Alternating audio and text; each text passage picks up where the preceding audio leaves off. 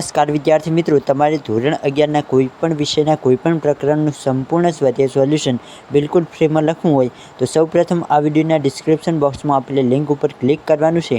ત્યારબાદ તમારી સમક્ષ આ રીતે ઇન્ટરફેસ આવશે, જેમાં તમને દરેકે દરેક ધોરણના નામ લખેલા હશે। તેમાં તમારે ધોરણ 11 એટલે કે ક્લાસ 11 ઉપર ક્લિક કરવાનું છે।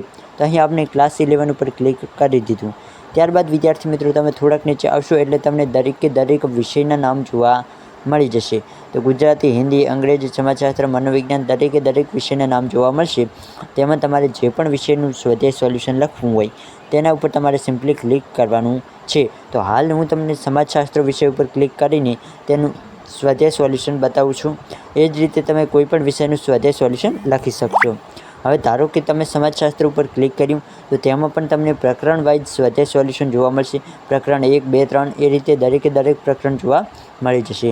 તો હાલ આપણે પ્રકરણ 4નું સ્વાધ્યાય સોલ્યુશન લખવું છે, તો તેના ઉપર આપણે સિમ્પલી ક્લિક કરી દઈએ તો તમને અહીં આગળ આર્ટિકલમાં કંઈ પણ લખેલું જોવા મળી શકે છે, પરંતુ તમારે થોડુંક નીચે આવવાનું છે। ત્યારબાદ તમને વિદ્યાર્થી મિત્રો અહીં પ્રકરણ 4ને સંપૂર્ણ PDF જોવા મળી જશે। ત્યાંથી તમે સંપૂર્ણ સ્વાધ્યાય સોલ્યુશન બિલકુલ ફ્રીમાં લખી શકો છો।